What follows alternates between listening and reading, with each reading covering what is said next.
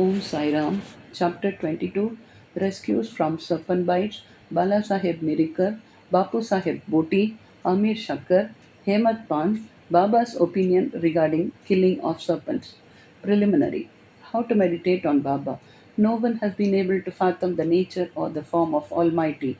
Even the Vedas and the thousand-tongued Sheshas are not able to describe it fully. The devotees also cannot know, but only look at the form of the Lord, for they know that His feet are their only refuge. They know no other method of attaining the supreme goal of life except meditating on the holy feet. Hemat Pan suggests an easy way of devotion and meditation as follows. As the dark fortnight of every month wears out gradually, the moonlight also wanes in the same degree, and on the new moon day, we do not see the moon at all. Therefore, when the bright fortnight begins, people are very anxious to see the moon. On the first day, the moon is not seen, and on the second day, she emerges as a thin crescent. Then the people are asked to see the moon through the opening between the two branches of a tree, and when they begin to see through this aperture eagerly, the distant small crescent of the moon comes to their sight. Following this instance, let us see Baba's form. Look at Baba's posture, how fine it is. He is sitting with his legs folded, the right leg held across the left knee. The fingers of his left hand are spread on the right foot. On the toe are spread his two fingers, the index and the middle ones. By this posture, Baba seems to say, if you want to see my true form, be egoless and most humble, and meditate on my toe through the opening between index and middle fingers, and then you will be able to see my light. Now let us turn to Baba's life. Shirdi has become a place of pilgrimage on account of Baba's stay there. People from all quarters began to flock there, and both the rich and the poor began to be benefited in more ways than one. Who can describe Baba's boundless love and his wonderful knowledge and his all pervasiveness? Blessed is he who could experience these. Sometimes Baba observed long silence, which was in a way his dissertation on Brahma. At other times, he was pure consciousness, bliss incarnate, surrounded by his devotees. Sometimes he spoke in parables, and at other times indulged in wit and humor. At times he was quite calm, and at times he seemed enraged. Sometimes he gave his teachings in a nutshell, at other times he argued at length. Many a time he was very direct. In this way, he gave varied instructions to many according to their requirements. His life was therefore inscrutable beyond the ken of our mind, intellect, and speech. Our longing to see his face, to talk with him, and hear his Leelas was never satisfied. Still, we were overflowing with joy. We can gauge the showers of rain, capture the wind in a leather bag, but who can measure his Leelas? Now we deal here with one aspect of them, that is, how he anticipated and forestalled the calamities of his devotees and warned them in time. Bala Sahib Mirikar. Bala Sahib Mirikar, son of Sardar Kaka Sahib Mirikar, was Mamlatdar of Kopargaon. He was going on tour to Chitale. On the way, he came to Shirdi to see Sai Baba. When he went to the masjid and prostrated himself before Baba, the usual conversation regarding health and other matters commenced when Baba sounded a note of warning. Do you know our Dwaraka Mai? As Bala Sahib did not understand, he kept quiet. Baba continued, this is our Dwaraka Mai where you are sitting. She wards off all dangers and anxieties of the children who sit on her lap. This Masjid Mai, its presiding deity, is very merciful. She is the merciful mother of the simple devotees, whom she will save in calamities. Once a person sits on her lap, all his troubles are over. He who rests in her shade gets bliss. Then Baba gave him Udi and placed his hands on his head.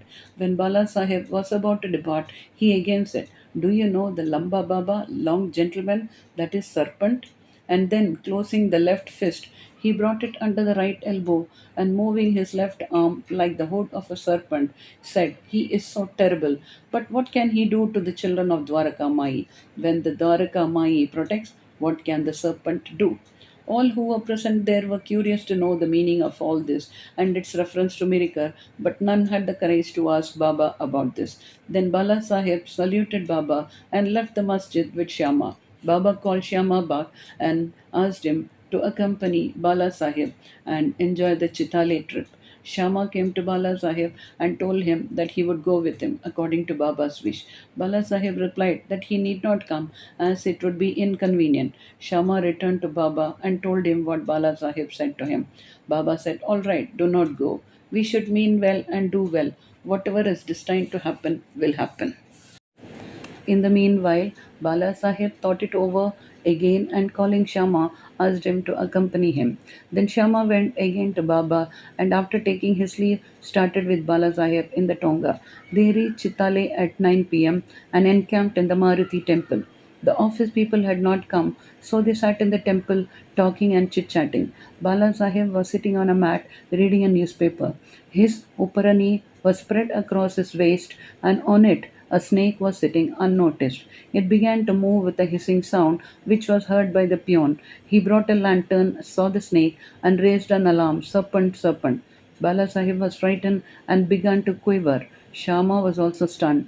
Then he and others moved quickly and took sticks and clubs in their hands. The snake slowly came down the waist and moved away from Bala Sahib, and it was immediately done to death. Thus, this calamity, which was professed by Baba, was averted, and Bala Sahib's devotion in Baba was confirmed. Bapu Sahib Boti. A great astrologer named Nana Sahib Dengle told Bapu Sahib Boti, who was then in Shirdi, "Today is an inauspicious day for you. There is danger to your life." This made Bapu Sahib restless. When they, as usual, came to Masjid, Baba said to Bapu Sahib, "What does this Nana say? He foretells death for you? Well, you need not be afraid. Tell him. Let us see how death kills." Then later in the evening, Bapu Sahib went to his privy for easing himself, where he saw a snake. His servant saw it and lifted a stone to strike it. Bapu Sahib asked him to get a big stick, but before the servant returned with the stick, the snake was seen moving away and soon disappeared. Bapu Sahib remembered Baba's words of fearlessness. Amir Shakkar. Amir Shakkar was a native of the village Korhale in Kopargaon Taluka. He belonged to the butcher caste. He worked as a commission agent in Bandra and was well known there. He once suffered from rheumatism, which gave him much pain. He then remembered Allah, left his business, went to Shirdi, prayed to Baba to relieve him from his malady. Baba then stationed him in the Chavadi. The Chavadi was then a damp, unhealthy place, unfit for such a patient. Any other place in the village or Korhale itself would have been better for Amir. But Baba's word was the command, the chief medicine. Baba did not allow him to come to the masjid, but fixed him in the Chavadi every morning and evening. Every alternate day, Baba went to the Chavadi in a procession and slept there. So Amir got Baba's contact very often.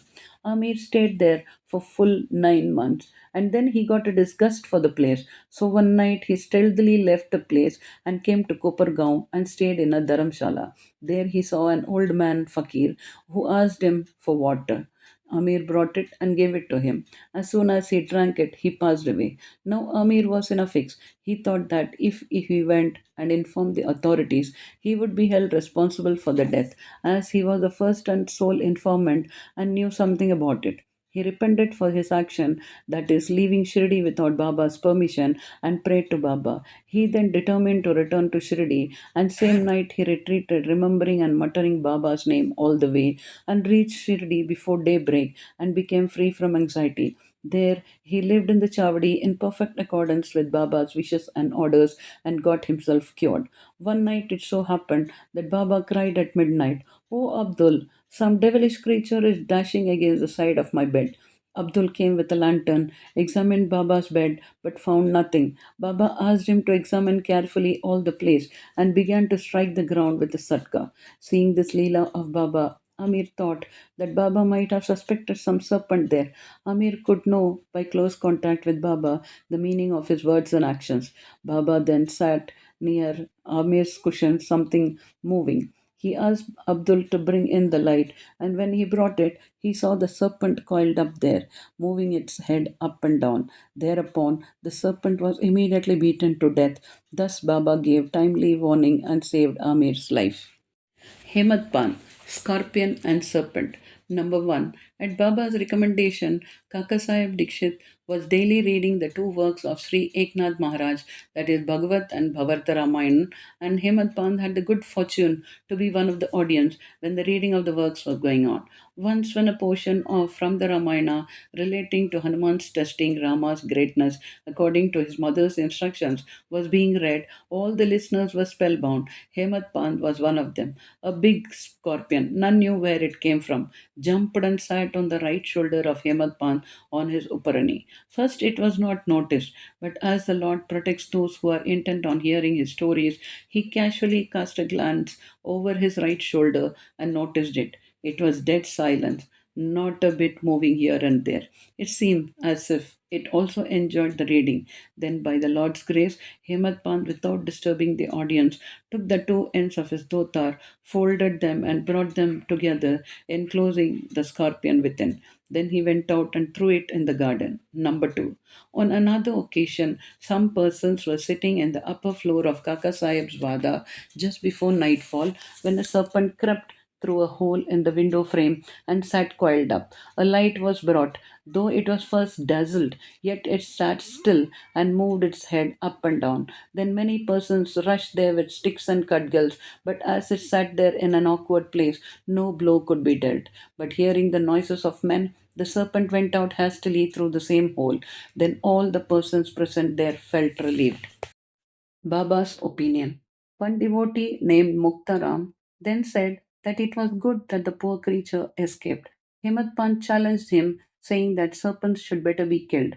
There was a hot discussion between them, the former contending that serpents and such creatures should not be killed, the latter that they should be. As night came on, the discussion came to an end without any decision being arrived at. Next day, the question was referred to Baba, who gave his settled opinion as follows: God lives in all beings and creatures, whether they be serpents or scorpions. He is the great Vayapular of the world and all beings. Serpents, scorpions, etc. obey his command. Unless he wills it, nobody can do any harm to others. The world is all dependent on him, and no one is independent. So we should take pity and love all creatures, leave off killings, and be patient. The Lord is the protector of all. Bow to Sri Sai. Peace be to all.